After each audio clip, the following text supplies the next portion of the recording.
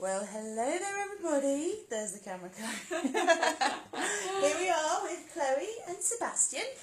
And if you've been following this little journey, we basically have been going through from pre-fertility all the way through to you being born and now being nearly 6 months old on the 7th of December. So it's pretty amazing. Wanted to do a quick little video on feeding and conflicting advice around breastfeeding and topping up with formula, and then moving on to solids and what's the best thing to do, because there is a lot of conflicting advice.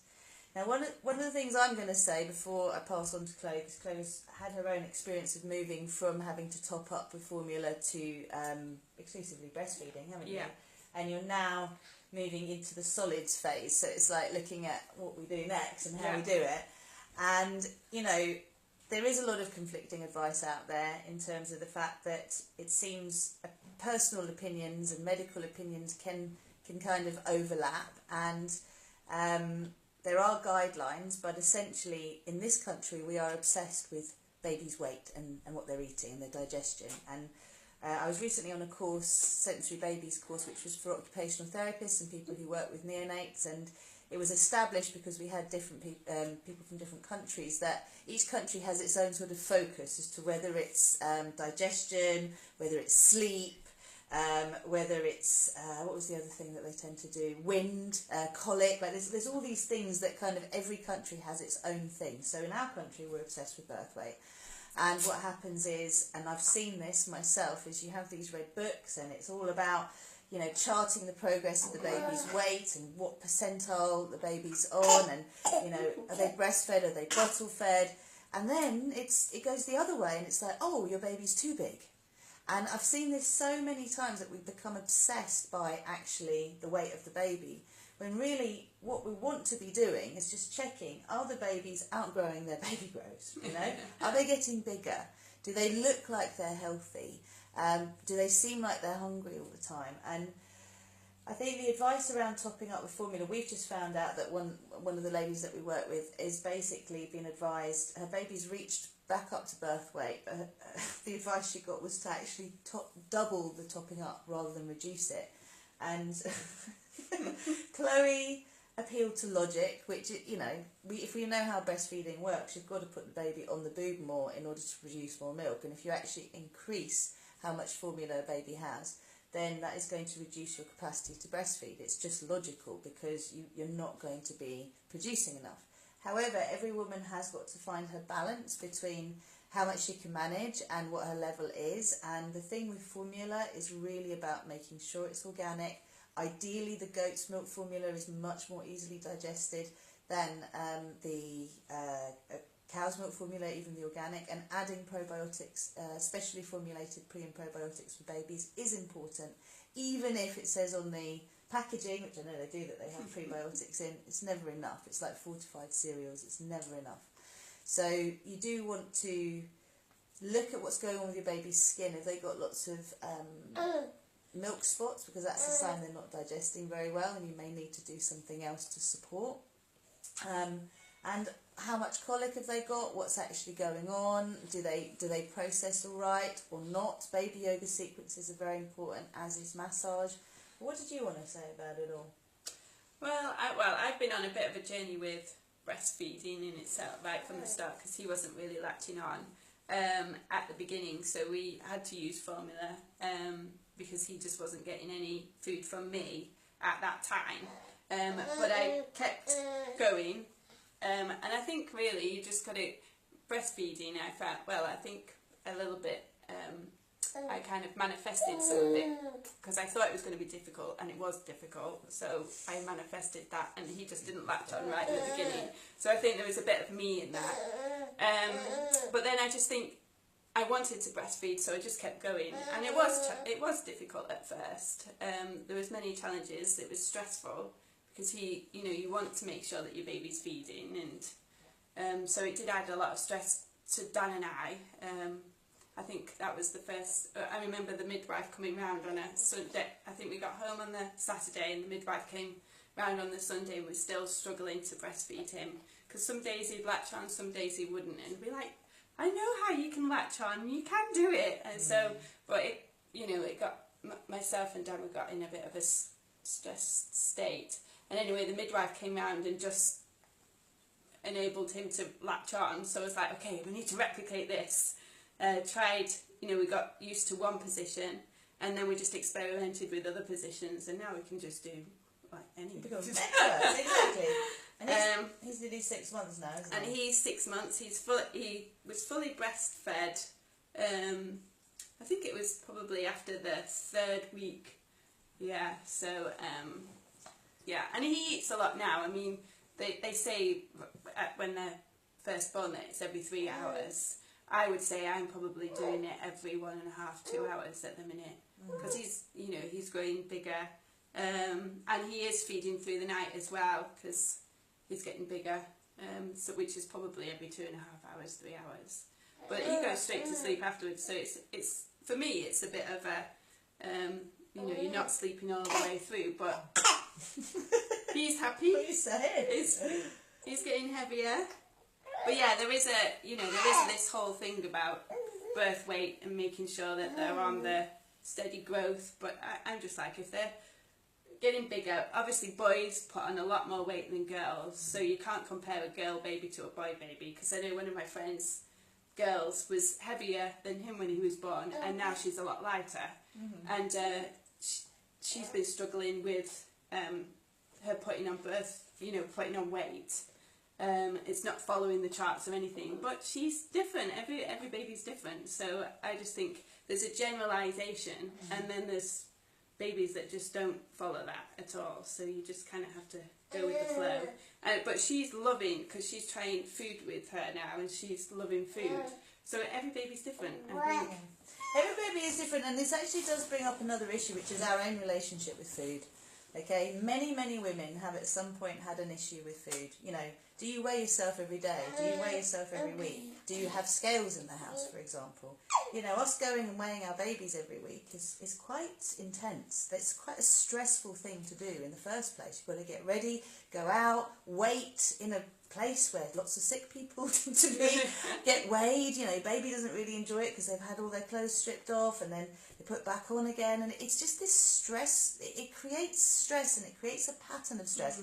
This is very similar to actually the sleeping issue, and babies that don't sleep through the night, and then our expectation of whether we're going to have a good night or not. Every time we repeat something, we're kind of deepening that groove. So if you want something to change, you've got to believe it's possible. And if we can also trace back our obsession with baby weight and what they're eating and how much they're eating, when formula became popular, so in our parents' generation, depending on how old you are, that was the thing to do. It might have been a little bit earlier than that, it might have been our grandparents, but it was like, oh, you can tell how much your baby is eating, so then you can tell, you can quantify how much weight they're putting on. That's the thing with breastfeeding, is you just don't know what the quantity is that they're getting.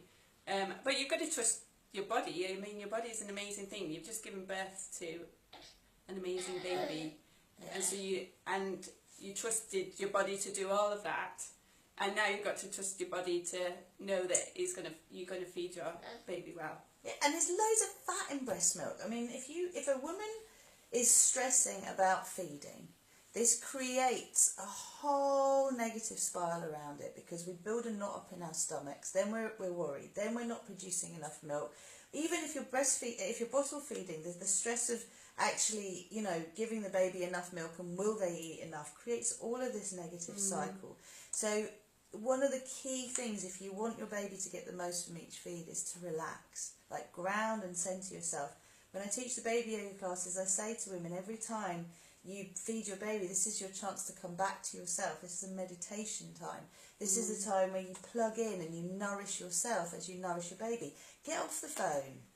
Get off the doing other things, at least for the first 5 minutes. Give yourself some time. Feed. Plug into the cosmic mama. Take what you need. Anchor down. Breathe deeply. Ujjayi breath. Make a positive association with feeding. And if you're calm, your baby will be much calmer. If they have got digestive issues, again, a little bit of massage before they really get hungry, humming, just calming everything down, and trusting that whether you're feeding from a bottle or you're feeding from your breast, it's gold, it's pure gold that's going in. The hind milk in breast milk is very fatty, and that is the difference between breast and formula, is the formula is full of glucose and sugar. So, you know, being able to up the breastfeeding as much as possible without stressing really helps, you know. And this is, you know, the obsession, as I said, around how much they're getting, and the fact that the modern thing was to bottle feed a couple of generations ago. So we kind of, again, depending on how old our mothers are and how old we are, there can be a little bit of an antagonism, and this includes the health visitors, it includes all of the public health support, because we all have our personal opinion as well as the guidelines to follow. So love is the most important thing to feed our babies, and if we want to feed our babies love, we need to feed ourselves love. Trusting ourselves, like you said, like trusting that ability to produce, and knowing that it's not instant. You've got to put the energy in, as in you've got to take the time. You know, if you're stressed and you're highly strung, I should say, or wound up, then it's going to be harder to give what you need to give if you don't give yourself that time. You're now on basically a move towards formula. Sorry, not formula. Weaning. To weaning. Yeah, so baby-led weaning. Yeah. And so far you've tried carrot and you've tried broccoli. And he wasn't very impressed with either of them. No, he was not very impressed with carrot at all. It went near his mouth and there was very funny facial expressions. And broccoli was very similar, so we'll have to try. But they say to try it at least 10 times before you kind of eradicate a food from there. Yeah. So maybe we'll try. Don't try 10 times in a row. Not in a row. Mix it up. So we'll try sweet potato next. We'll do roasted sweet potato and see how he likes that. This is something that is very important, because I've seen, I mean, my daughter's now 18, so I've seen the fads in terms of how every 2 to 3 years the advice changes, and it's supposedly based on research, but we're always experimenting, you know. So again, you use logic. You know, if we are natural physiological beings, we're not yet hybrids, then think about keeping food really simple. We have built a lot of intolerances. There is a strong link between formula feeding from birth and then having allergies and intolerances. So this is why I was talking about the probiotics and the organic formula and the goat's milk formula if possible. But beyond that is the fact that we overcomplicate food. So anything that's in a packet, I wouldn't recommend feeding a baby first time, and that includes the baby rice, okay, because that's highly processed. And it does suit babies that are formula fed. It does fill them up for longer. If they go from formula to baby rice, you can see that it's going to fill them up, right? But it's not ideal because it is highly processed. So we're likely to then develop some kind of intolerance to gluten or to rice or to something, in the same way that we had grain particles in formula feeding as well, which is kind of where this highly processed wheat and wheat intolerances are coming from. So early life, it's important to keep it simple. Generally, it's important to keep it simple. So if it grows on a tree, or it grows in the ground, or it's something in its whole form, like an egg or a piece of organic meat, you know, these things are going to be more bioavailable and easy to recognise in the body than something that comes in a packet, has been cooked and has been processed. So you've got different ingredients all in one go. So that is, you know, my observation over time. I am an NCT-led breastfeeding support person, as well as having spent a lot of time in pregnancy and neonatal education and training, and spent a lot of time working with babies, like lots and lots of babies over the last 18 years or so. So look at how your baby's responding to foods, and notice your disposition as well, because that will affect how they process information, how they, you know, what are you feeding yourself, what's going in your head, what's going in through your eyes, what are you putting in your body, how do you feel about what you put in your body, and then consider what's going in these little ones as well. What do you reckon, Sebastian? Oh, what do you reckon? Hello. What's up? Have you got anything to say so we can finish this? Do you like mummy's baby milk? Yes, you They're like very breast nice. milk. Don't you? That was what was on my mind. So yeah, if you are topping up, remember to try and reduce it as quickly as possible, because Otherwise, 3 weeks. It's 3 weeks you said, wasn't it? And it's like if you become reliant on it, it becomes harder then to sort of for shift your it. body to make as much. And I eat so much in order to feed him as well. I find that I'm hungry quite a lot of the time. So breastfeeding does make you hungry. But it's the best. I really enjoy it. And it was stressful at first, but I've got into a routine now, and I enjoy feeding him. You enjoy feeding him. It's like me and you time, isn't it? So feeding time is meditation time, and baby changing time. If you get your baby mat on the ground, is your time to do a little bit of yoga.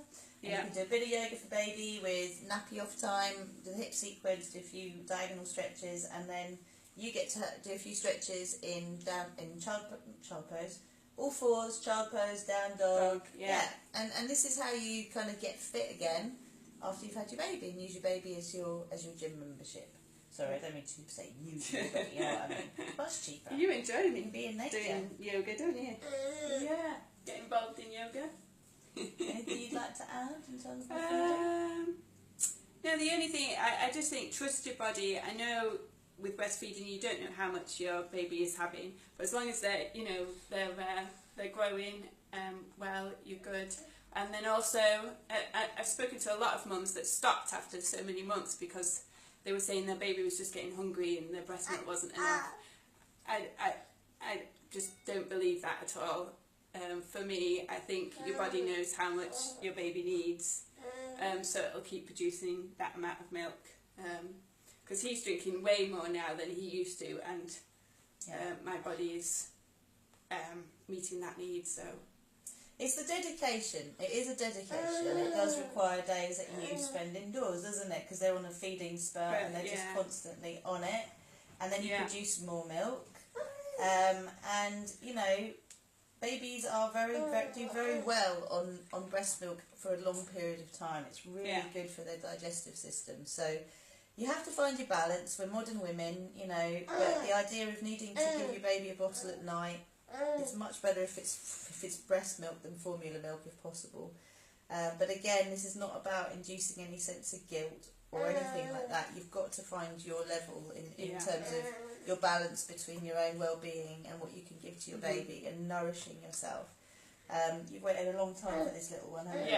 And you know, it does bring you pleasure to feed him, and it does. And I know for some people it's been really difficult to even start the whole breastfeeding, and some people haven't, even though they've had the intention to do it, just haven't for whatever reason. A lot of it is confidence. It's the confidence and the persistence. Just keep going. Yeah. You do have to keep going. You do have to keep going. The beginning phase of it is quite challenging. Yeah. And you get really sore, but that all goes after time. So you don't experience that. If you are watching this and you haven't had your baby yet, then what I say in the birth prep is, in preparation for your baby's birth, walk around your home with your boobs out. Heating on and the boobs out, and this is from the Birthlight breastfeeding CPD. So it helps to consider that your breasts are not used to being exposed to different temperatures, and certainly not to the wet for long periods of time. So if you've got a baby sucking on your boobs, they're gonna get sore because they're not used to it. So being able to keep your boobs out at home, and also to use a very soft toothbrush just to gently brush your nipples and toughen them up a bit, and that will help you to be more hardened in the breast. So it is something. It doesn't have to be something that's difficult. Well, when I say difficult, you don't need to anticipate it being difficult, but you also do need to be aware of the fact that it does take dedication. And if you've got any questions, just let us know. We're really happy to make new videos. Hey Jen, lovely to see you. So we'll say bye-bye. Yeah, bye-bye. Sebastian's had enough. You've had enough. He's cutting teeth. Yeah, he is. His teeth in. He's doing back bends as well. well. A bit tired. So we'll see you soon. Any questions you got, let us know. We've got quite a few videos we want to make to share with you, to give you the confidence to really trust yourself. So, namaste. Bye.